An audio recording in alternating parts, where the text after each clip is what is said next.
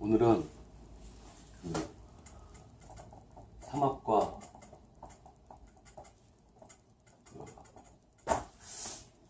삼합과 신살에 대해서 한번 말씀을 드려볼게요. 일단 삼합과 방합의 차이는 일단 삼합과 방합의 차이에 대해서 이제 간략하게 말씀을 좀 드려보자면, 삼합은 어느 한 가지의 목적성을 두고 모이는 합이에요. 뭔가 하나 목적이 있어야 돼. 뭔가 하나 딱 목적이 있어서 모이는 걸 의미하고, 방합 같은 경우는 비슷비슷한 성분이기 때문에 그냥 뭐 학연, 지연, 가족합이라고 하죠. 가족합이라고 하는데, 뭐 학연, 지연, 뭐 혈연을 중심으로 해서 별다른 목적이 없어도 서로의 공통점이 좀 많이 같이 있게 되니까 그냥 모여 그냥 뭉치는 거예요. 뭉치는 거. 그리고 삼합 같은 경우는 서로의 목적이 없더라도, 아니 공통점이 없지만 하나의 목적을 위해, 신살에 대해서 예전에 한번 제가 쓴 글이 있어요. 이제 망신살 스토리라고 해서 글을 써서 한번 올린 적이 있는데, 그걸 보신 분들이 이제 말씀하시는 게 좀 어렵다, 내용을 좀 이해하기가 어렵다는 말씀이 있으셔가지고, 제가 뭐 신살 같은 경우는 거의 삼합에서 이제 나오는 거기 때문에 일단 망신살부터 한번 찾아보는 걸로. 망신살이 뭐냐 한번 써볼게요. 삼합의 해묘미, 그리고 이노술, 그리고 사유축, 그리고 신자진.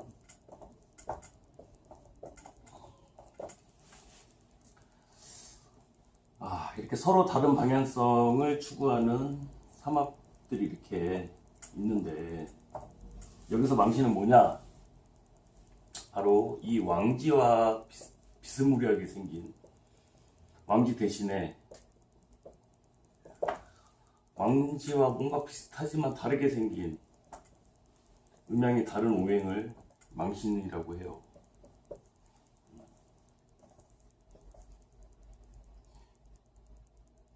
해수가 되죠.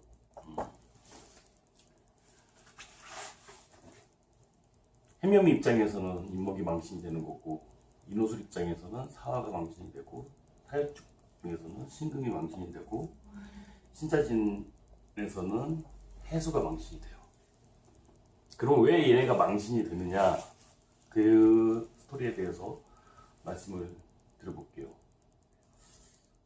저는 이제 삼합을 설명할 때 가장 이제 쉽게 이해할 수 있는 방법이, 저는 삼합을 서태지와 아이들이라고 이해하시면 가장 이해하기가 빠르거든요. 서태지와 아이들이다. 왜냐? 프로젝트 그룹이니까. 프로젝트 그룹.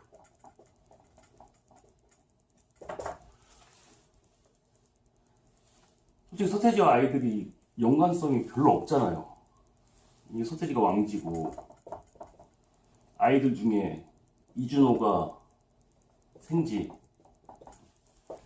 양현석이 묘지와 같은 역할을 하는데, 서로의 연관성은 없지만 하나의 목적을 위해서 모인 그런 그룹이란 뜻이죠. 근데 사주를 보면 이런 경우가 굉장히 많아요. 일단 제 사주에서도 보면 월지가 진인데, 일지가 또 해수야. 양옆에는 이렇게 돼 있는데, 얘 입장에서 볼 때는 내가 사는 사회가 진토인데, 얘 입장에서 보면 얘가 망신이 된단 말이에요.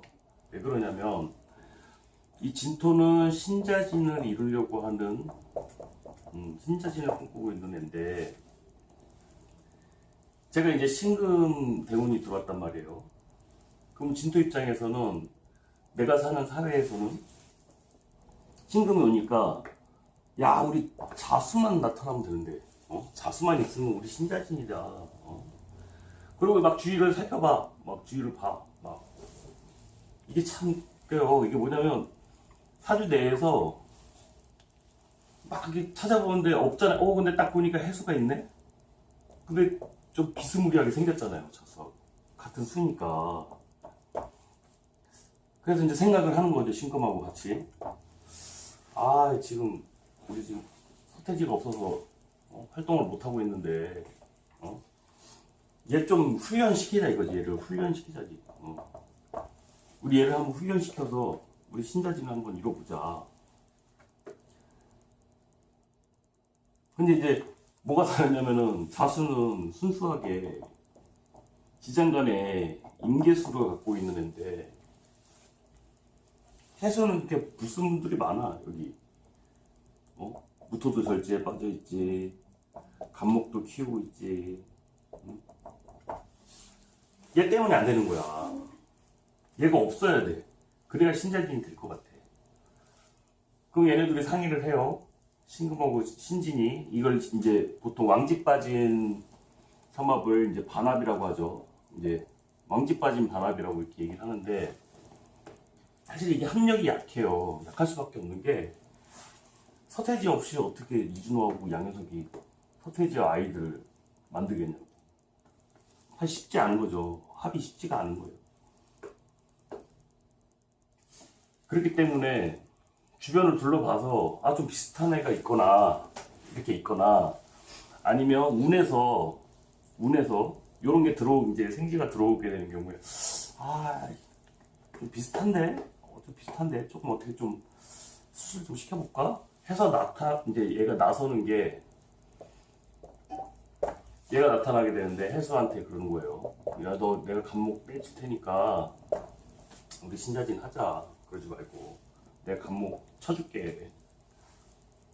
신중 경금 있잖아요. 경금으로 간목 쳐줄 테니까. 그래서 이제 신의 천의를 하죠.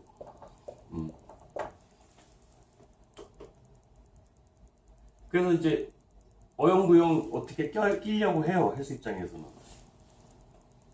여기에 신자진에 끼기 위해서 왜 끼려고 하는지 그 이유도 보면은 그것도 굉장히 재밌어요. 해수 입장에서는 진토가 또 반환이란 말이에요. 반환이야. 그리고 해수 입장에서 자수는 또 뭐냐면 연살이란 말이에요. 얘가 멋있어 보이는 거야. 나도 얘처럼 되고 싶어. 나도 자수처럼 되고 싶어. 그리고 이 반환, 그러니까 뭔가 부가적인 이익이죠. 반사이익을 통해서 빈자리를 내가 들어갈 수 있다는 그런 희망에 이제 부풀게 되니까 뭐 이런 과정들을 겪게 돼요. 그래서 해수는 자수가 되기 위해서 노력을 하죠. 이렇게 노력을 하는데 이게 자수가 될 수 있냐고. 안 되지. 결국은 안 돼요. 자수가 안 돼. 그러면 신진이 보기에 우리가 잘못 생각했다. 우리가 잘못 생각했다. 망신스러워.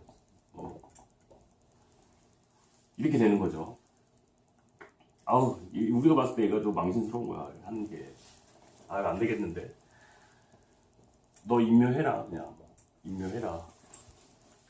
임묘한다는 게 요즘 이제 그 양현석의 뭐 보석상자라는 그 프로그램이 있는데, 그걸 보니까 이제 이걸 많이 또 공감이 되는 게 뭐냐면 약간의 만년 연습생 같은 거예요.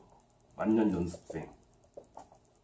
일단 발탁을 해. 반환이잖아요. 발탁을 하는 거예요. 자수 오면은 너 데뷔시켜줄게. 이렇게 되는 거예요. 근데 이게 들어가 있으면은 데뷔가 안 되잖아. 자꾸 이게 신금해가지고 연습을 하는데 데뷔가 안 돼.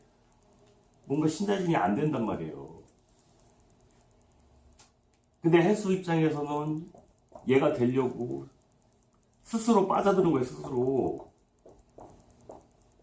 인묘현상이라는 게 사실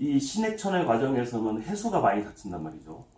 왜냐면 해수가 애지중지 이제 속으로 장생시키고 있는 감목을 띄는 거라서 해수 입장에서는 좀 데미지가 커. 그러니까 이 진해 원진 기문이 조금 다른 기문이나 원진보다 조금 강하다는 게 약간 이런 의미가 있어요. 근데 이제 얘네도 금목상쟁이죠.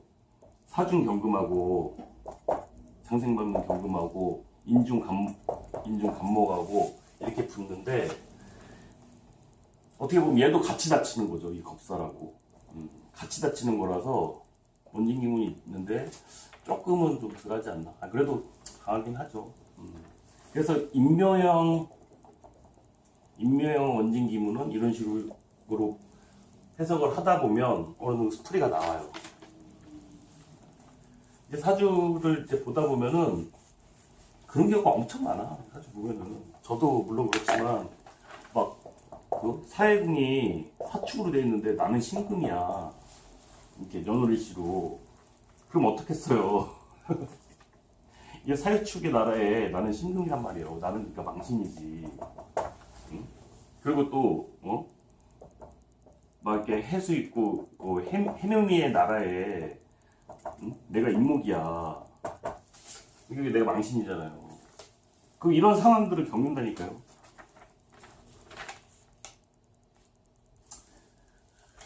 그래서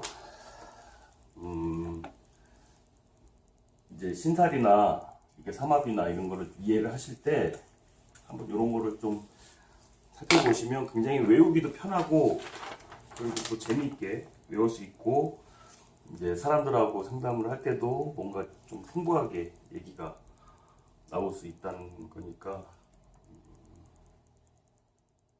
일단 망신사 스토리는